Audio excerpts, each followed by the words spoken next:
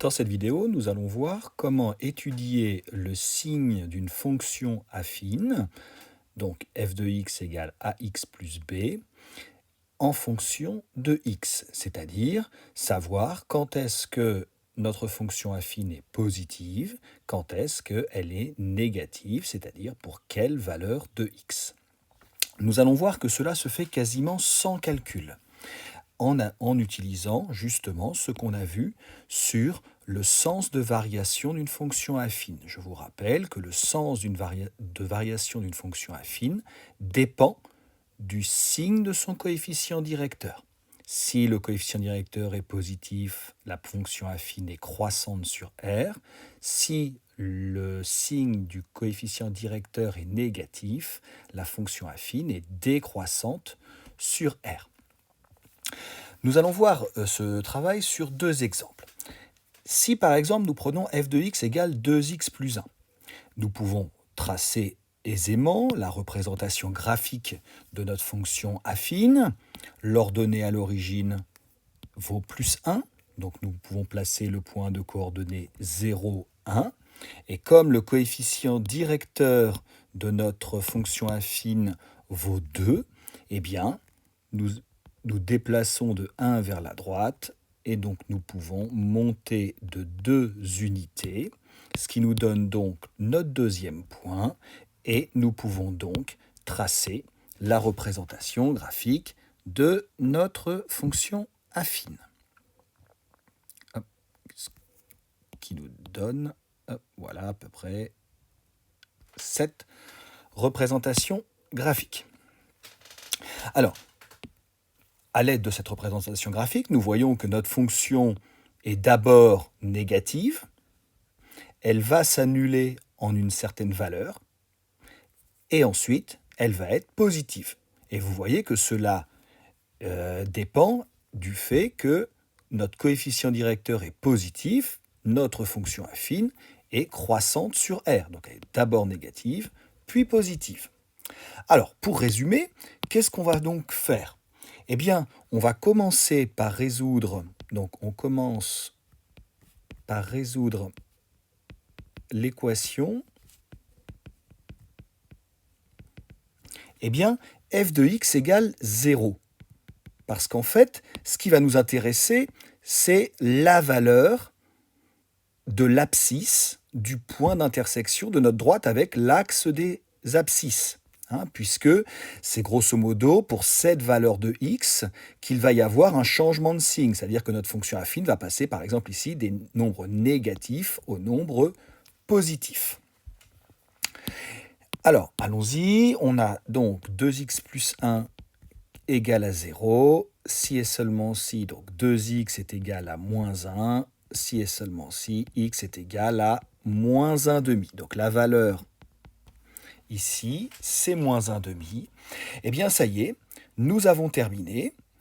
C'est-à-dire qu'on peut consigner nos résultats dans ce qu'on appelle un tableau de signes. Et donc, on va dire que quand x est égal à moins 1,5, eh bien, quel est le signe de 2x plus 1 ? Eh bien, c'est 0. Donc, on a une expression qui est égale à 0. Et ensuite, eh bien, comme notre fonction affine est croissante sur R, on a dit qu'elle était d'abord négative, puis positive. Donc, nous allons consigner ce résultat, d'abord négative, puis positive. Et on met simplement un signe comme ça dans la case qui correspond. Alors, on va évidemment rédiger un petit peu. Comme f est croissante sur R, eh bien, car le coefficient directeur vaut 2 et il est positif, eh bien, on a le tableau de signes suivant. Voilà, et c'est tout ce qu'il y a à faire. Et la lecture du tableau de signes nous permet donc de voir que si x est plus petit que moins 1,5, eh bien 2x plus 1, f de x est négatif. Si x est égal à moins 1,5, c'est égal à 0. Et si x est plus grand que 1,5, eh bien 2x plus 1 est positif. On le refait sur un deuxième exemple. On va aller un petit peu plus vite. Donc, commençons par représenter graphiquement notre fonction affine f définie par f de x égale moins 3x plus 1. Donc, ordonnée à l'origine plus 1, donc notre droite passe par le point de coordonnées 0, 1. Ensuite, un coefficient directeur qui vaut moins 3.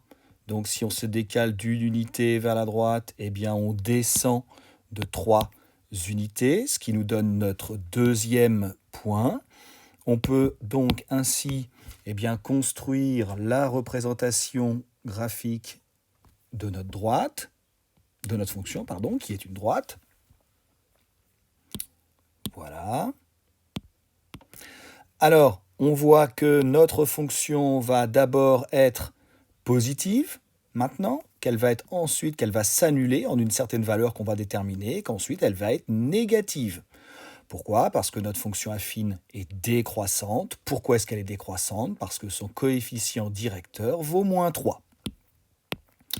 Alors, allons-y. Donc, on résout notre équation. Donc, f de x, je ne réécris pas la méthode, hein, c'est la même. On résout f de x égale 0, hein, c'est-à-dire moins 3x plus 1 égale à 0. Si et seulement si moins 3x est égal à moins 1, si et seulement si x est égal à moins 1 divisé par moins 3, c'est-à-dire x égale à 1 tiers.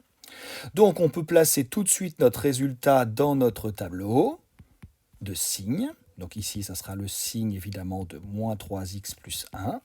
Et donc, quand x est égal à 1 tiers, notre fonction s'annule. Ensuite, quel est le sens de variation? Eh bien, on a dit que f est décroissante sur R, car le coefficient directeur ici vaut moins 3 et qu'il est négatif. Donc, si elle est décroissante, elle est d'abord positive, puis négative. Donc, on peut consigner ces résultats. Elle est positive sur l'intervalle moins l'infini 1 tiers. Elle est négative sur l'intervalle 1 tiers plus l'infini. Alors, nous pouvons, à partir de ces deux résultats-là,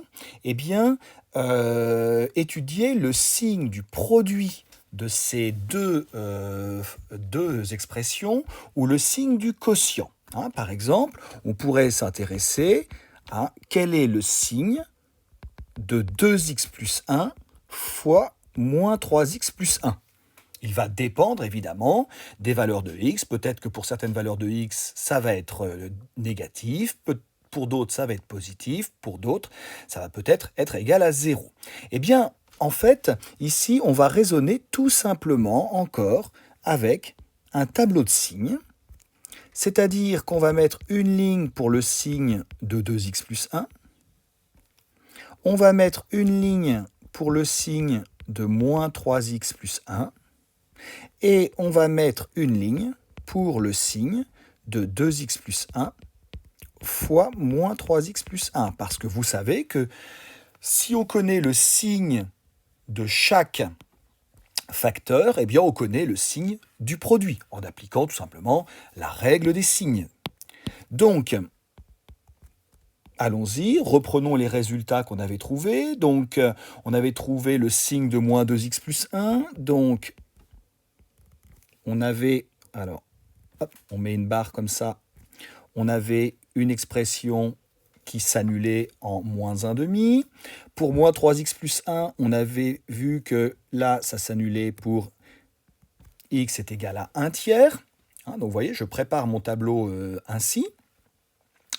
Ensuite, on remet les signes qu'on avait trouvés. Donc, pour moins 2x plus 1, on avait vu que c'était négatif pour x plus petit que moins 1,5 et positif pour x plus grand que moins 1,5. Alors ici, évidemment, il y a deux cases, donc je mets deux signes plus. Pour moins 3x plus 1, on avait vu que c'était positif quand x était plus petit que 1 tiers et c'était négatif après. Eh bien, ça y est, on a terminé, puisque maintenant, on va pouvoir effectuer le produit.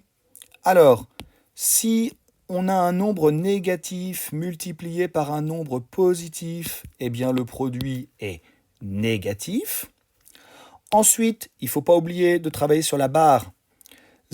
0 fois bah là, le nombre, on ne le connaît pas, on sait juste qu'il est positif, mais 0 fois n'importe quel nombre, eh bien, ça va nous faire 0.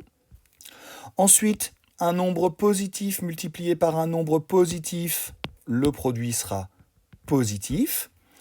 Et ensuite, sur la barre, un nombre qu'on ne connaît pas qui est positif, multiplié par 0, eh bien, le produit sera égal à 0. Et enfin, un nombre positif multiplié par un nombre négatif, le résultat sera négatif.